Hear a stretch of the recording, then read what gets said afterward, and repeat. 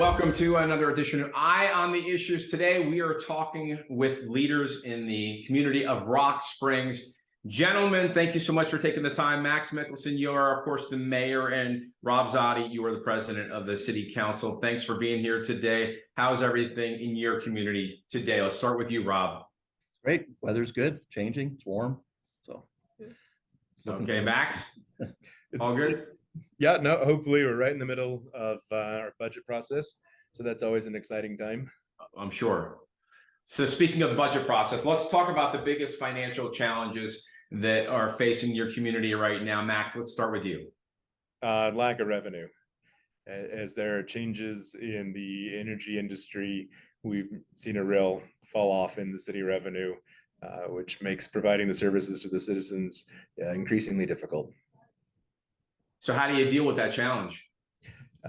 By working very hard to invite new industry to the area. We were very fortunate. Caltech, who's from Florida, has located a manufacturing plant here, and they're getting that up and running, and letting people know what an amazing community we are for industry and manufacturing, and how many highly skilled people we have in this area. And what do they manufacture? What does Caltech do? Caltech manufactures guns. Okay, interesting, good. Okay, Rob, why don't you talk to me about what do you see as the biggest challenges facing your community? it is revenue. Generate the downturn in the energy sector, as well on coal, really does impact revenues for our community, for the state, and that's been a struggle in trying to keep up the services we have grown to enjoy in our community. Trying to maintain that to the level everybody expects has been a really big challenge. If you all know of any ports that we could export coal across the Pacific to, let us know. There you go, no doubt. So, gentlemen, let's talk for a second, if we can, about your city and your county in respect to the awareness on, like, for example, drugs that are impacting younger people, like THC, marijuana, kratom, or vaping. Let's start with you, Max. Do you see any of that being an issue with your younger people there? Absolutely. So I come to the mayor's office from the school board, and after the legalization of marijuana in Colorado, we have seen a huge uptick in our community in youth using vaping for nicotine, but also for THC. And the manufacturers of those products have gotten very clever. You know, they'll make a vape look like a pack of gum. And there's no real reason to do that other than to conceal it. And so that is a increasing challenge for our community. Yeah. And Rob, what are you seeing from your angle? Same thing. I mean, we've seen increased use. I mean, it really is switched from cigarettes to vaping. It's seems to be more convenient for kids, or more concealable. So that's what they've kind of turned to. As far as the THC in that, I know we've seen some increase in there just because of our location compared to Colorado, but then the I-80 corridor is just a big factor in that as well. There is a lot of, I think, drug trafficking that goes on just because of the I-80 corridor, and Rock Springs being one of the stops, I guess. And how are your kids getting involved in some of these things impacting how schools operate in your area, Max? It's definitely a challenge. It's hard to keep kids focused where they need to be if they're dealing with addiction. The schools have a lot of good programs for helping with cessation. They have devices that detect, vapors. There are things that they have done to try to address it, but it's certainly a distraction from what they should be doing, which is educating. Rob, in respect to transients, parks, things like that, are you seeing more of that? Certain parts of the country have seen a major uptick in transients. Usually it's where the drugs are actually legalized already. But what are you seeing there in Wyoming? We don't. I think it just depends on time of year. In the warmer months, people are traveling. We see people passing through. I don't know that that's really necessarily increased. It's just been, I don't know that we have a whole lot here, as winters can be pretty brutal and cold. So we don't see a lot of it. Yeah, and we don't have shelters to house folks. So we have some travelers aid programs that help get them down the road. I don't know if you've been to Denver lately, but lots of tents were on the streets of Denver throughout the dead of winter. Clearly, you know, they didn't care about the cold. They were there for the, you know, many, some were there for the legalization of drugs. Wyoming, of course, not at that point. Let's begin with you, Max. I know the legislature has been pushing back against the legalization, whether it be from medical or recreational. What have you seen from your angle? I think there are some benefits to legalizing it for very controlled medical use. In my professional life, I work with people with brain injuries who see a lot of benefit in seizure disorders. I definitely do not think Wyoming will legalize it recreationally until it becomes federally legal. And Rob, in respect to law enforcement in your community and them cracking down on kids that are doing things they shouldn't be doing, have you seen much of that? No, I'm not really familiar with what the numbers of the trends have been. I do know that there obviously has been an increase in vaping and that. I don't know with the drug usage, how that, I just don't have any numbers or data to really comment on that in particular. I would add our police department does a particularly effective job of intervening without criminalizing. So we're not doing the school to prison pipeline. They're very good at understanding these are children who don't have the judgment to know what they're doing and to get them help instead of criminally prosecuting them. Sure, sure. So I know you're obviously facing some challenges from an economic standpoint with revenue.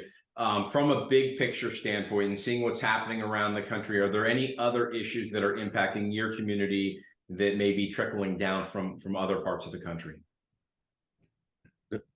It's going to come from energy policy, the green agenda, things like that are really do impact our community. We are a resource rich community, oil, gas, coal. A lot of the energy for the nation comes from communities like ours. And just those policies do have a big financial impact on the area. Yeah. Would you say you've seen a dramatic decrease in revenue, dramatic change as to how things happened since the Biden administration? Not really to get political here, but just since Joe Biden took office, things have changed a little bit from the energy standpoint. Oh yeah, yeah. It's not been good for Wyoming or Rock Springs. So does that mean you're holding your breath until the next presidential election, or what are you guys thinking? I mean, you can always hope that people will see some sense. It's all, nobody who lives in Wyoming does not care about the environment, right? From agriculture and industry, everybody here appreciates what we have. Electric cars and wind turbines are not going to get us out of the energy crisis. And our coal is some of the cleanest burning on the planet. And it is far better for the environment than the nasty stuff that they're burning in all the plants they're bringing on in India and China. Right. And the reason we live in Wyoming is for the outdoors, is for the environment, you know, and so it is a huge factor for us. I mean, I could say we're all kind of environmentalists in that way. You know, we enjoy what we have here and appreciate it. I've got to ask you from an EV standpoint, electric vehicle standpoint. I'm not sure if there's a bunch of charging stations across Wyoming, but I'm sure both of you probably realize the mileage you get from a charge is probably limited between 200 and 300. If you're lucky, 300. Not going to get very far in the state of Wyoming. What do you say, Max?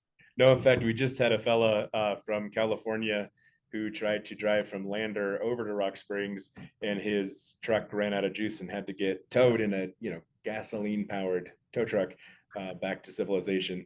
Particularly in the winters with the temperatures, their efficiencies go way down, and it is not at a place where it's really functional. And then when you look at the pollution that it takes to produce an electric vehicle, if you care about the environment, you're better off getting a V6.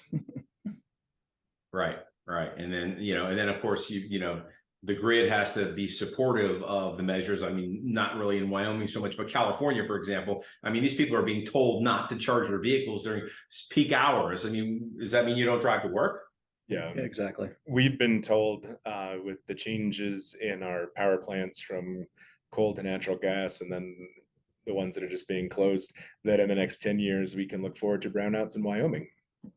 All right, let's talk about something more interesting and more on a positive note from a city council standpoint, town-wise, city-wise. What are you working on? Are there any issues that you're working on trying to get certain things passed? I have no idea what's on your agenda, but is there anything of interest you'd like to share? What we're working on to get past. I mean, the big thing that we're really working on and been focusing on is this economic development and diversity. And how do we accomplish that? What do we need to do to make our area more inviting to industry and make people aware of what's available here? I think that's probably one of our main focuses and has been. And trying to get the funding to get infrastructure in place. We have the land, we have the water, we have the power. We just don't have a lot of the infrastructure to land that industry is requiring. So that's a big expense. And that's one of the, I guess, hurdles we have in trying to recruit industry to the area, new industry. But we do have a skilled labor force. We've got the interstate, we've got the rail line, and we have airport. The only thing we're missing is sea. And if that comes to us, we've got bigger problems. Yeah. Mm-hmm. Obviously, the state legislature just finished their recent session. Is there anything they can do to help you next go round? I mean, I think the legislators have been very supportive of economic development. We have a lot of freedom to reach out to industry and to invite them here.